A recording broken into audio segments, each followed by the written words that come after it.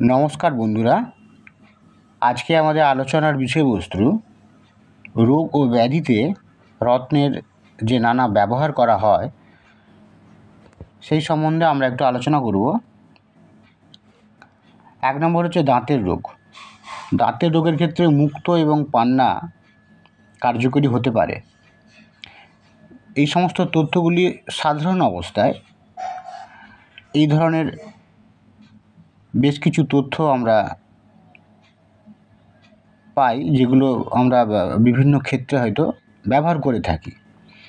আমাদের এই সমস্ত সাধারণ অবস্থায় কোন স্টোনের সঙ্গে কোন রোগ যুক্ত আছে সেগুলি জানার প্রয়োজন আছে। এরপর অবশ্যই জন্মকুণ্ডলীর একটা সামগ্রিক বিচার বিশ্লেষণের প্রয়োজন আছে। তো আমরা আগে সাধারণ যে অবস্থাটা, যে কোন রোগের সঙ্গে কোন রত্ন যুক্ত আছে সেটা আমরা আগে জেনে নিই। 2 নম্বর হচ্ছে হৃদরোগ। হৃদরোগের ক্ষেত্রে প্রবাল, মুক্ত ও প্রোগ্রাজ এগুলি ধারণ করলে কার্যকরী একটা ফলাফল পাওয়া যায়। ব্লাড ক্যান্সারের ক্ষেত্রে প্রবাল এবং মুক্ত। টিউমার রোগ,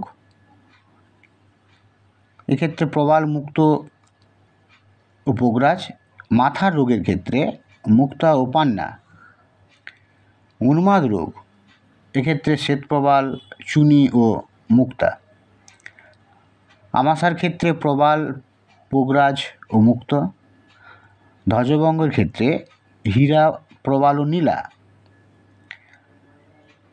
যক্ষা রোগের ক্ষেত্রে প্রবাল, মুক্ত এবং প্রোগ্রাজ।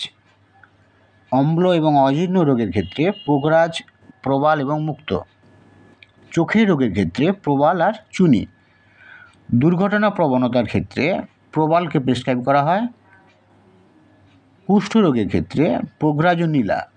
চুলকনি বা চর্মরোগের ক্ষেত্রে ক্যাটসাই ও নীলা। আর কোনো পেটের রোগের ক্ষেত্রে প্রবাল আর মুক্তকেও দেওয়া হয়, তার সঙ্গে প্রোগ্রাজও ধারণ করা যায়। বহুমূত্র রোগের ক্ষেত্রে হীরা ও প্রোগ্রাজ। এগুলি সাধারণ অবস্থায় বিভিন্ন রত্নের সঙ্গে বিভিন্ন রোগের একটা সম্পর্ক আছে এবং আমরা সাধারণ অবস্থায় এগুলি প্রেসক্রাইব করা হয় বিভিন্ন ক্ষেত্রে। কিন্তু সাধারণ অবস্থায় প্রেসক্রাইব করা হলেও ইন জেনারেল কোনো কারো মুখে কোনো রোগ শোনার পর এই ধরনের আমরা একটা স্টোনে চলে যায় অনেক ক্ষেত্রেই।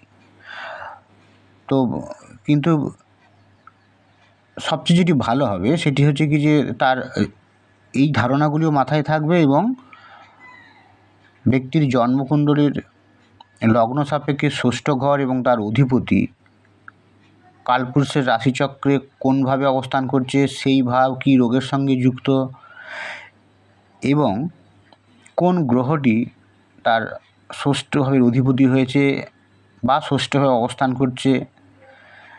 তো এগুলি ভালো করে পুঙ্খানুপুঙ্খ পর্যালোচনা করার প্রয়োজন আছে। তারপরেই আমরা সিদ্ধান্তে পৌঁছব যে এই জাতক বা জাতিকার ক্ষেত্রে তার কোন রোগে সে আক্রান্ত হতে পারে এবং সেই জন্য তাকে কোন রত্ন দেওয়া যেতে পারে। কারণ তার চার্টের ক্ষেত্রে দেখা যেতে পারে যে ইন জেনারেল যে সমস্ত রোগগুলির সঙ্গে যে সমস্ত স্টোনের সম্পর্ক আছে সেগুলি হয়তো দেখা যেতে পারে যে তার চার্টের ক্ষেত্রে অন্য গ্রহ সেখানে চলে আসছে। তো সেখানে একটা তুল্যমূল্য বিচারের মাধ্যমে সেখানে আমাদেরকে কিন্তু কোন রত্ন ধারণ করলে তার পার্টিকুলার রোগের ক্ষেত্রে ভালো হবে, সুরাহ হবে, সেটি দেয়া যাবে। এই সাধারণ অবস্থা যেটা আমরা বললাম এই রোগের জন্য এই স্টোন, এটাকেই একেবারে মাথায় রেখে এগিয়ে যাওয়া মানে সেখানে কিন্তু অনেক ক্ষেত্রেই দেখা যাবে কি যে সেখানে ফলাফল পাওয়ার ক্ষেত্রে সমস্যা তৈরি হবে। তাই ইন জেনারেল যাই বলা থাক না কেন, ব্যক্তিটির জন্মকুণ্ডলী ভালো করে পর্যালোচনা করার প্রয়োজন আছে রোগ সংক্রান্ত ক্ষেত্রে বিভিন্ন স্টোন প্রেসক্রাইব করার ক্ষেত্রে। আজ এই পর্যন্তই, ভালো থাকবেন। পরবর্তীকালে আমরা আবার অন্য কোনো গুরুত্বপূর্ণ টপিক নিয়ে আলোচনা করব।